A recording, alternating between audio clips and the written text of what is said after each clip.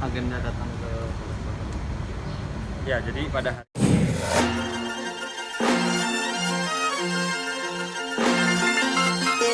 ini kami ya, mendampingi Fredrika bukan dalam kapasitas sebagai kuasa hukum, tapi mendampingi dengan kapasitas Fredrika yang alhamdulillah sudah mendapat amanah sebagai duta bela negara Kementerian Pertahanan. Adapun kami hanya mendampingi terkait urusan Fredrika di Polres Jakarta Selatan. Untuk apa halnya, ya silakan ditanyakan sama Fred langsung. Iya, kenapa? Fredrika gimana? Ya, Pencabutan terkait dengan bela negara sampai di Polres ini ngapain?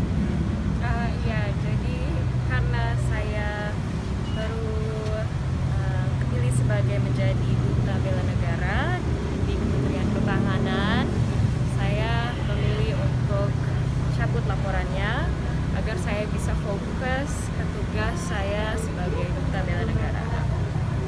Apa udah tahu tugas-tugasnya bela negara? Ya, yang pasti kita harus influence para anak muda di Indonesia, visi dan misi dari bela negara, dan agar mereka juga tahu cara untuk bela negara bagaimana. Ada pertimbangan untuk ikut bela negara dengan Bang Sunan? Penting ya, maksudnya? Ya pertimbangannya kan ada, misalnya kan bela negara seperti ini, harus gini, mungkin ada syarat tertentu atau apa? Sebenarnya untuk masyarakat umum, untuk bela negara sangat simpel ya.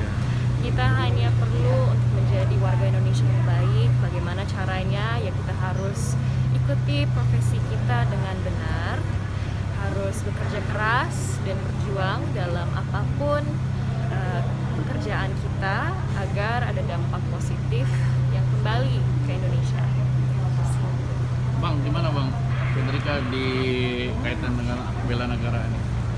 Ya, yang pasti Fredrika adalah salah satu contoh generasi milenial yang membanggakan Indonesia, karena Fred bukan hanya pemenang ya dari Putri Indonesia 2019, tapi dia juga mengharumkan nama bangsa Indonesia, mengibarkan bendera Indonesia di kancah internasional pada saat Miss Universe 2019, dan berhasil mencetak sejarah. Fred masuk 10 besar Miss Universe dunia.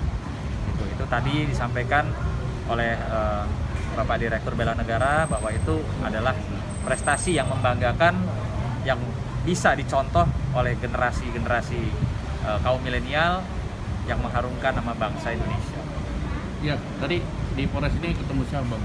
Terus apa ininya? Oh, tadi Misinya. Tadi Frederick langsung, kita hanya damping. Misinya apa? Ke sini, ke Polres. Ya, misinya untuk cabut laporan saya di Polres agar saya bisa fokus ke tugas saya sebagai duta bela negara. Ya, betul. Oke. Oh, Bang, berarti terkait laporan dengan yang itu yang pencabutan laporan ini, apakah klinik memang kecantikan itu? harus ketika jadi anggota bela negara harus mencabut laporan atau gimana sih Bang? Kak, jadi gini, apa namanya? Ya itu tentunya kan karena ini hak ya. Hak warga negara yang sudah digunakan oleh Fred, yaitu melaporkan satu peristiwa dan mencabut satu peristiwa.